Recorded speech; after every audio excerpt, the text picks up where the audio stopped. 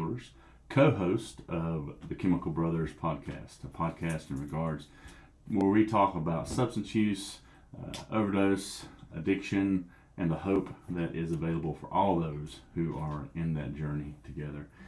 Again, I am Shannon. I am the port coordinator for Alexander County, and with me is my wonderful co-host, Chris Strathy. Chris. Hey everybody, thank you for listening. My name is Chris Strathy, and I guess very simply call myself kind of a community activist. I love this community, and I've loved every community I've lived in, and my life experience has brought a passion for kind of all things substance use, especially pushing back on stigma. So that's why I'm really excited about this, just to be talking to you and kind of spreading the word, really being informative to people, but pushing back on a lot, pushing back on things that we think are norms that really shouldn't be norms. And you said something earlier that was really key in regards to this podcast, and that is the stigma. The stigma is something that we are currently battling in regards to substance use and our push to help those who are struggling with substance abuse. When you think of stigma, what do you think about? Wow, yeah, that's a big one. So, I mean, in regards to this podcast and substance use, I think it's just very us and them. The truth of the matter is, all of us know somebody. I think most of us know that we know somebody struggling. All of us know somebody that's struggling. And, those people are people. Those people are people just like you and me and our parents and our lawyers and our doctors and our police officers. Just a quick background for me. I was an honor student. I was a 3-season jock. I was an Eagle Scout. I was, middle class, had big hopes for myself, and so did everybody that knew me. And yet I was a poster boy junkie, in my late 20s. And as the podcast goes on, we'll talk about that, and I'll share more about what that looked like and pharmaceuticals and all the things I want to rant about as we go on episode by episode. Yeah. But for now, it's really that stigma that really is, in my journey through life and recovery, the stigma has killed people. It has kept people from readily available treatment, and life-saving overdose kits. They're life-saving Narcan.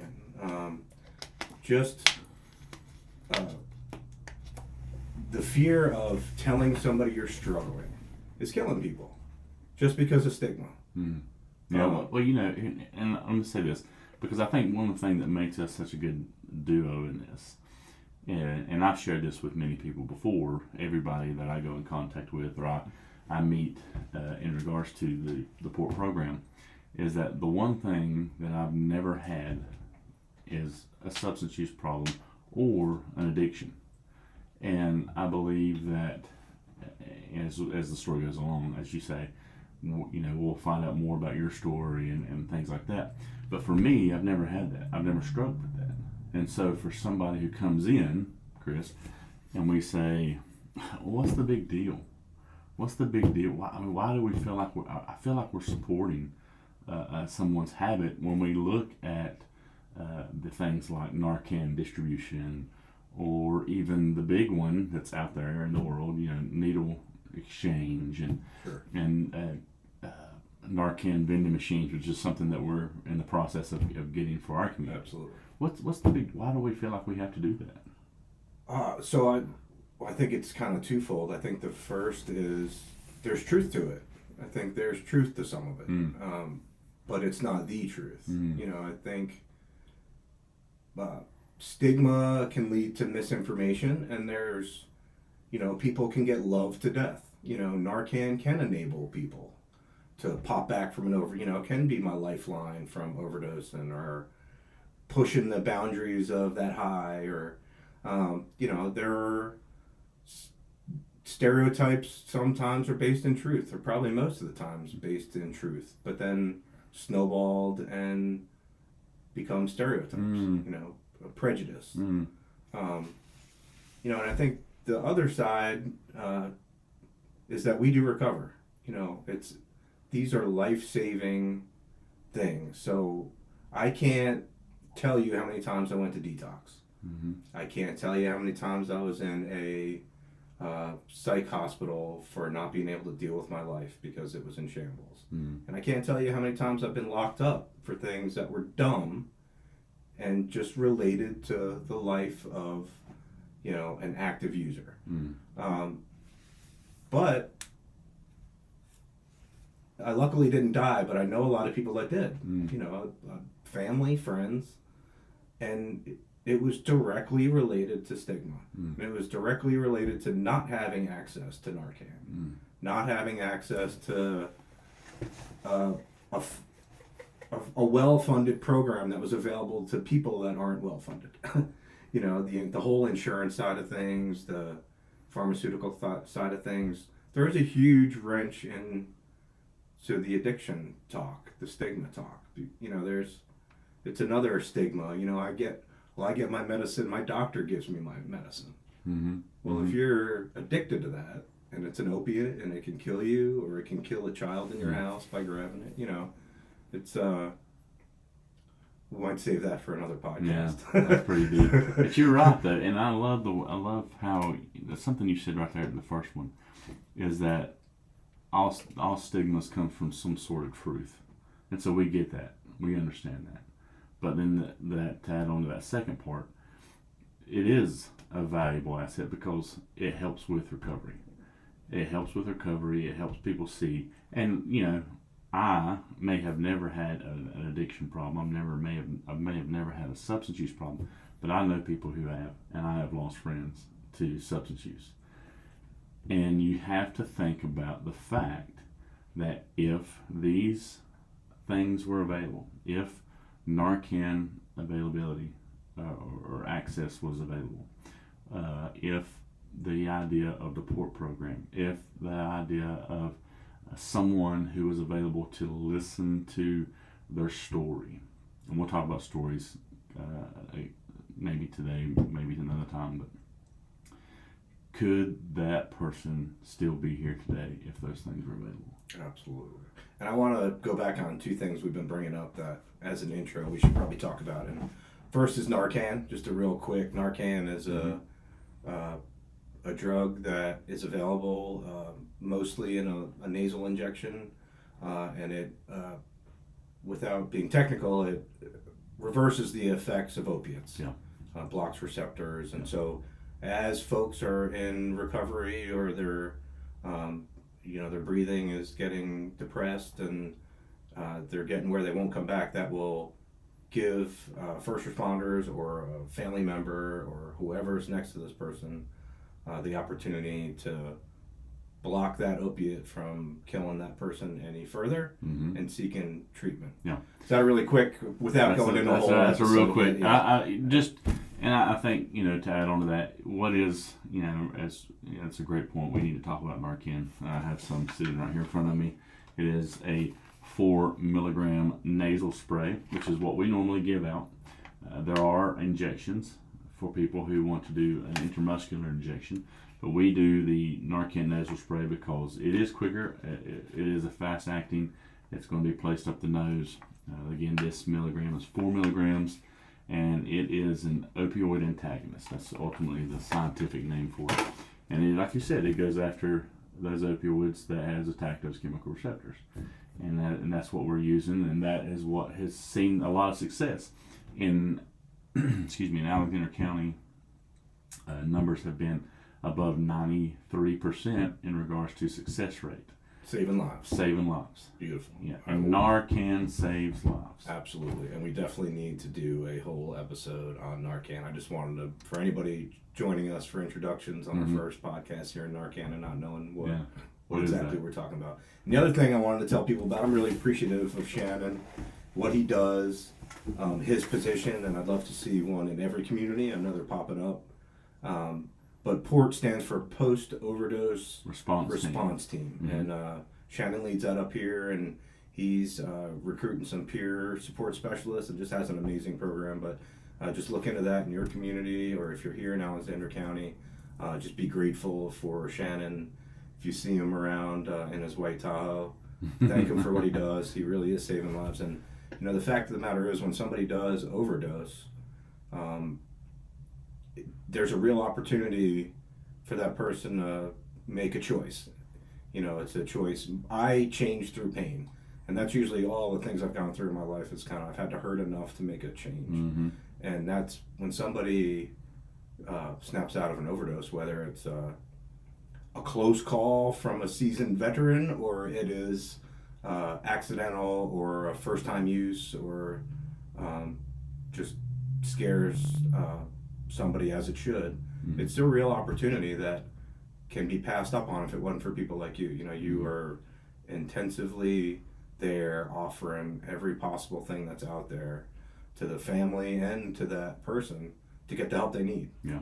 And I thank you for saying that. And I'm also thankful for my peer supports. I'm thankful for the team that I have, whether they are volunteer or whether they work for the county. I have truly been blessed, for lack of better terms, just to say that Chris, Danny McLean, aka Hanky, if y'all were listening out there and his old past name, Aaron Price, the SUDS team, the Substance Use Disorder Coalition, led by Mallory Chapman and Caitlin Graves. All these people have come together and put forth the effort of putting this program together because they recognize the need. Sure. If you were to see someone drowning, you would not hesitate 1 second to throw them a lifeline. And that's what this community has done. It has come in and has recognized that there is a need. That need is unfortunately substance use and addiction, and the numbers have grown. The numbers tell everything, as they say. And the numbers have grown, and they recognize the need. And the need is to give people, as I say here, hope that there is an opportunity for recovery. And we have evidence for that. We have evidence that people have recovered. We have evidence that people have gone into long-term facilities, short-term facilities, in-house, out-house therapy, and it works. But the thing that we continue to fight is the stigma, and that's the thing that we're going to continue to fight probably until the end of time.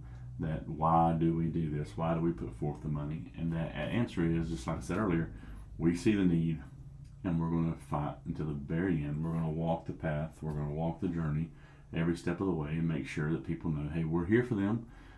Whether it's me, whether it's Chris, whether it's Danny, Aaron, we're here for them to make sure that they find help, that they find hope, and they get into recovery. That's our goal.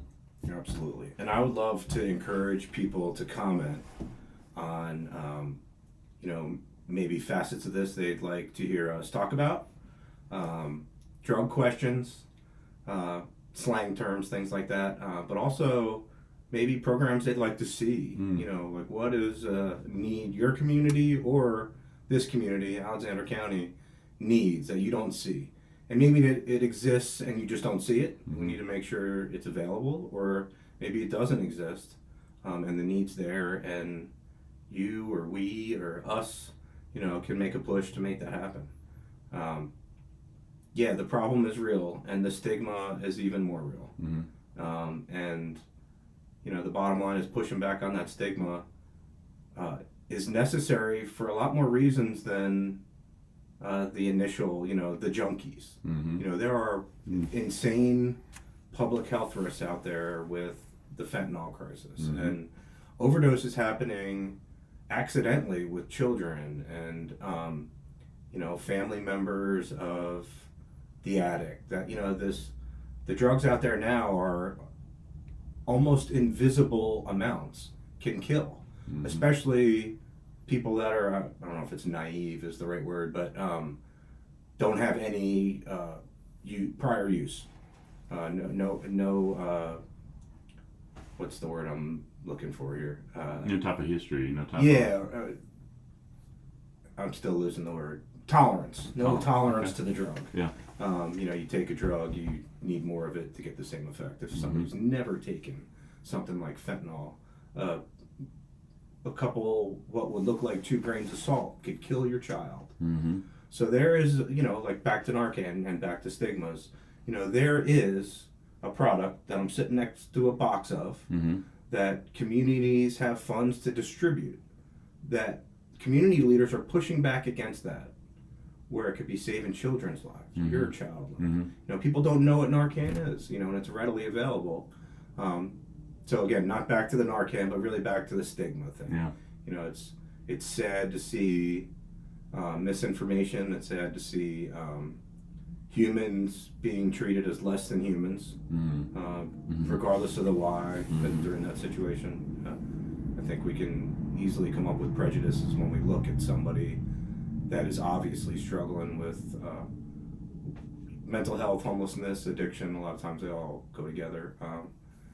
But what's stopping us from loving that person or getting that person the help they need, as if, like you said, they were drowning? Yeah.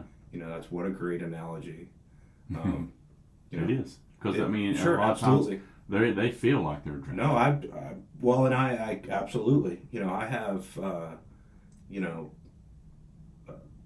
a couple serious attempts on my life, but lots of attempts where it was just, you get tired. You drown by, you either don't know how to swim or you struggle enough till you can't anymore. And, so that's just a great analogy. It is, without asking for people to feel sorry for addicts. I'm not asking people to feel sorry for them. I am asking people to show some grace for folks struggling in addiction, because it absolutely is a disease. That's another stigma I'd love to spend an episode on. We just bringing some facts in on that. What our government, American Medical Association, deems the disease and how that criteria and whatnot. So, I'm excited. I'm excited to be doing this with you.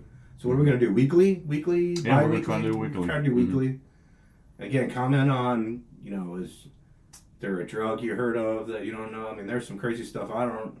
Shannon's, our monthly Sun meetings and our talks, he's introducing me to stuff I've never heard of. Yeah. Just stuff that's out there, synthetic stuff. And I wish I could honestly say that fentanyl was the worst drug that's out there. Yeah, isn't that crazy too? But it's getting worse. That's insane. It's getting worse, and these are drugs that that's the thing. Some people think a lot of times that these drugs have just come overnight, and this new drug that we're not going to really go into today, what we will eventually, nitazene, has been around for 30, 40 years. Sure. It was made exactly for what fentanyl and morphine was made for, and that was for pain tolerance. And I think we just have to. We are on guard. We're constantly looking at the numbers. We're constantly looking at the science. We're constantly looking at what's coming down the pipeline, because in the end, when we look, you said it is a disease. And in the end, when we recognize, you look at your life, I look at my life, and you think of anything that's bad that's happened in your life. Joe Rogan, the great podcaster, he says... the great podcaster. He's like the great philosopher, but he's the great podcaster. He said, the worst thing that's ever happened to you is the worst thing that's ever happened to you. When that thing happens, whatever it may be, whether it's big or small, you and I are going to try to find some way to cope with that problem. Sometimes it's with nicotine, sometimes it's with a drink, sometimes it's with, hey, I just need somebody to give me a hug, or I need somebody to talk to, which are healthy forms of coping. But unfortunately, as you said, those things kind of decrease in tolerance. They decrease in our ability to help support that coping mechanism. And so we're always looking for that next a way to cope. And unfortunately, drugs has come in, fentanyl has come in,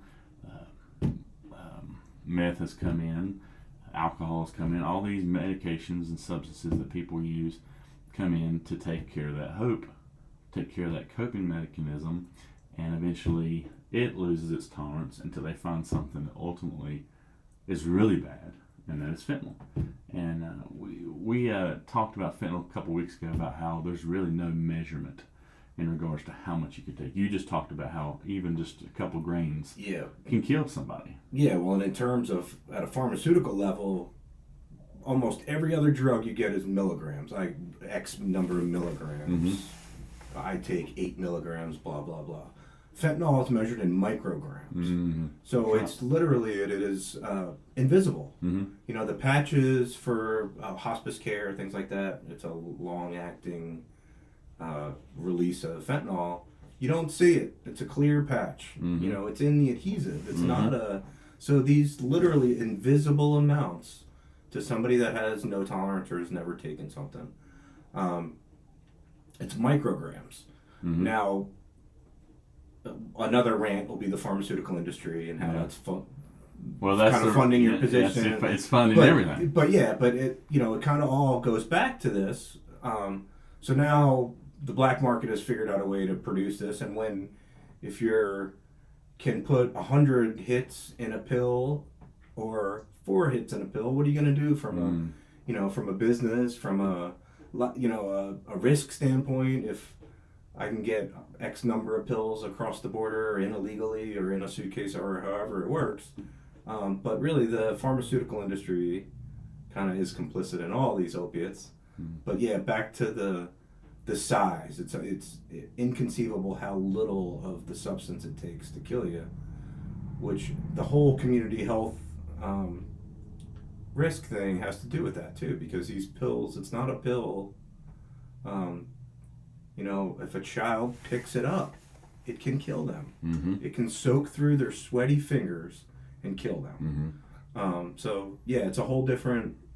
Well, not to mention the fact that, if they touch your hands without washing it, and what's the first thing a child's going to do? Yeah. Go to their mouth, go to their eyes, touch their face. Right. And that exactly is the absorption that's going to take to kill them. Yeah, and I look forward to doing I've been doing a lot of, or educating myself on fentanyl, because I thought I knew about it, but now that it's flooding the black market in all these different forms, we definitely need to do an episode or 2 on it. But the thing I was just thinking about with the side of the stigma and in relationship to fentanyl, and really in relationship to all this new stuff coming down the pipeline, because we don't know what in the world we live in now, you got to be careful touching anything. So is pushing back the stigma to get, we'll go back to Narcan for a second. If it was acceptable for every parent in the county that had a child to be equipped with this, that'd be saving lives. I'd be less scared of all this stuff going on. But stigma forces pushback where we got boxes of it. But we're getting pushback on educating folks, equipping folks with it, because of the other side of that, which is still unfair and honestly pretty horrendous, that people are being dehumanized as not worthy of treatment or their lives being saved. Yeah, and that's a sickening thing. Yeah, but the realistic side of the stigma to those that believe those people are less than or don't deserve it is your child's at risk or your family member's at risk because of all these crazy things that are coming out now. We'll just keep saying fentanyl because that's, I think, people will recognize. They're more familiar with that, yeah. But yeah, the stigma, gosh, I don't even want to say it.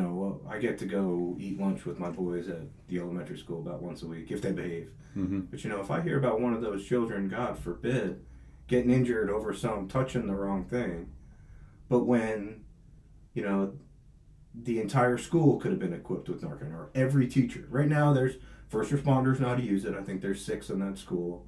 But do the teachers know the signs of opioid overdose in a child? Do parents?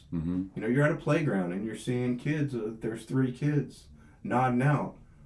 What would most people think? It's unfortunate that it's the world we live in now, but it is imperative that as a community or as communities, we kind of embrace pushing back the stigma. Yeah. And something I want to say too before I forget, because I've been wanting to say it for a few minutes. Should raise your hand. It's such good discussion here, and I'm almost forget. When we going back to Narcan, it's not just for the substance user. And you've said this, you've mentioned this, but I want people to think too, it's for the first responder. Absolutely. It's for the family member.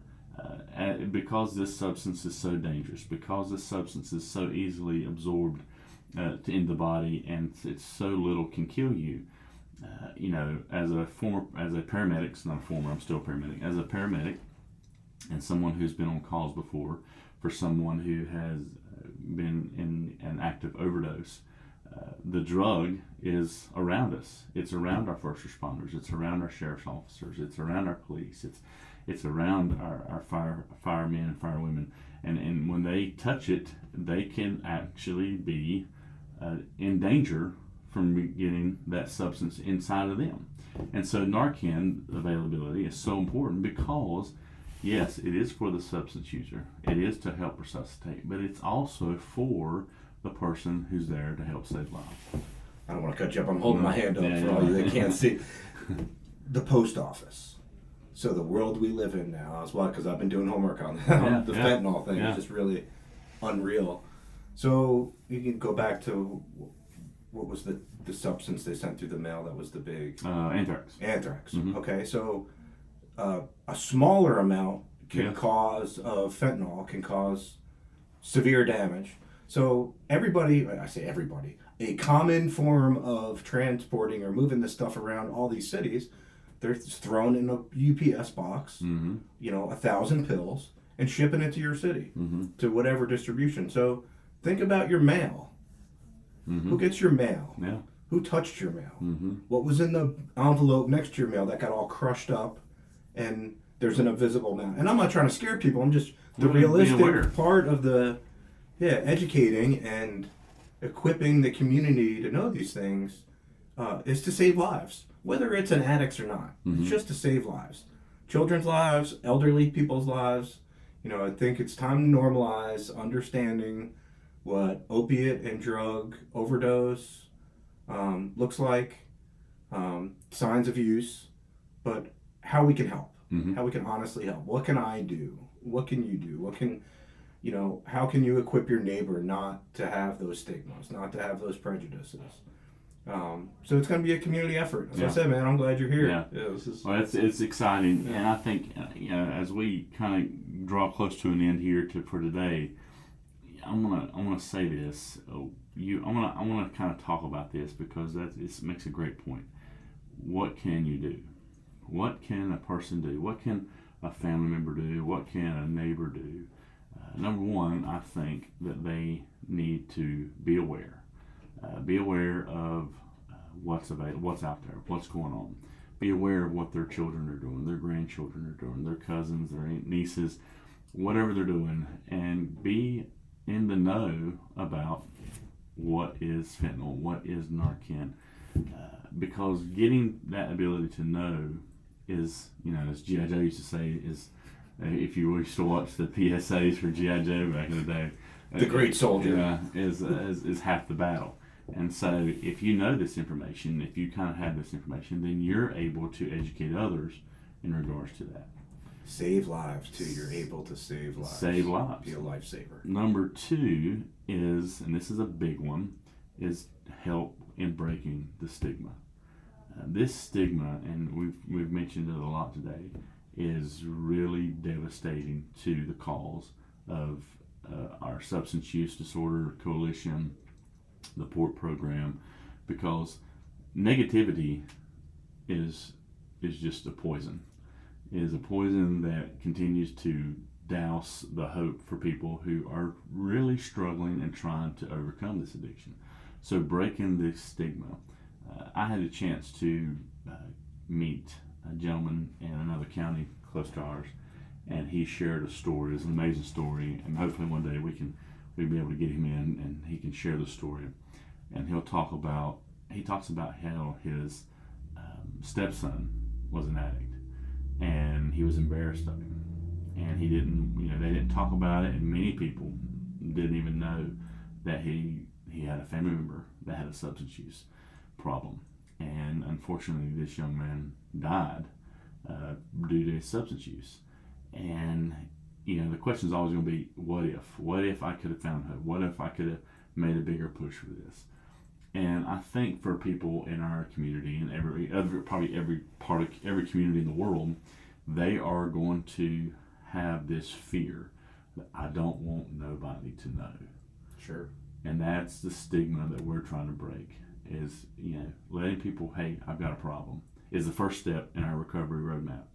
Recognize I have a problem, but if I don't want people to know, right? You don't want people not to know you're drowning. Yeah.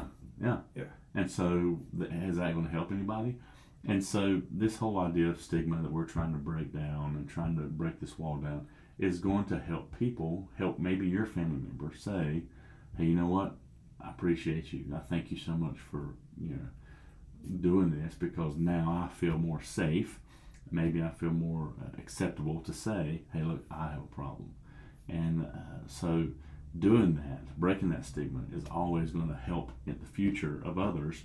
Absolutely. And the future of us who are out here in the trenches, who are working in the field, talking to individuals about substance use, is going to give them opportunities for more hope and more help.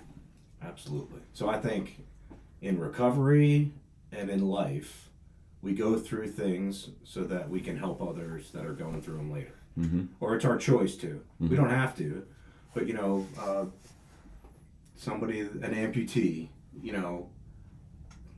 I would imagine somebody that's just suffering with that or newly amputated for whatever reason is going to struggle. Mm-hmm.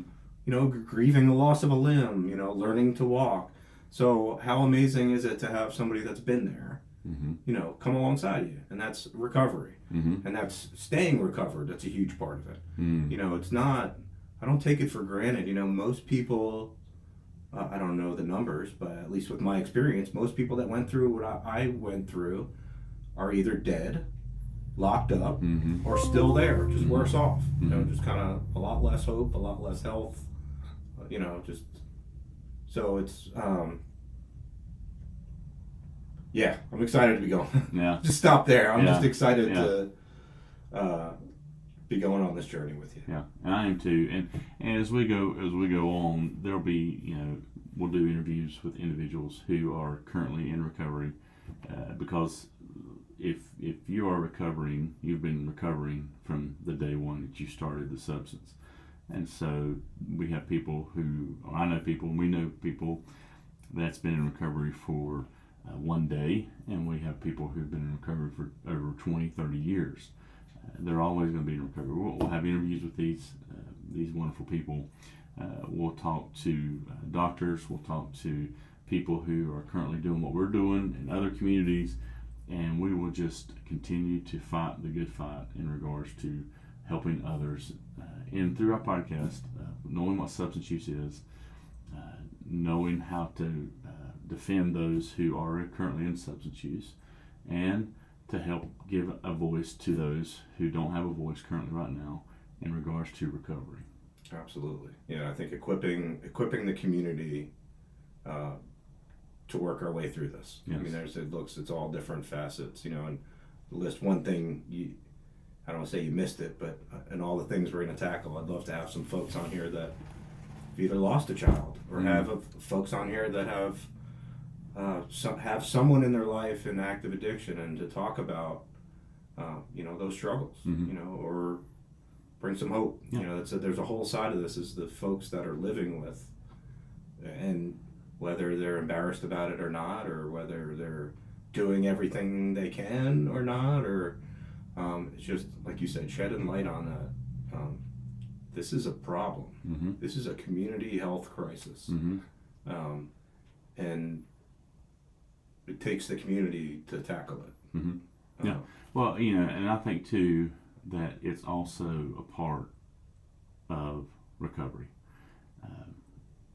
You'll hear me say this multiple times, and I think this has just become my life slogan: is everybody has a story, and every story matters.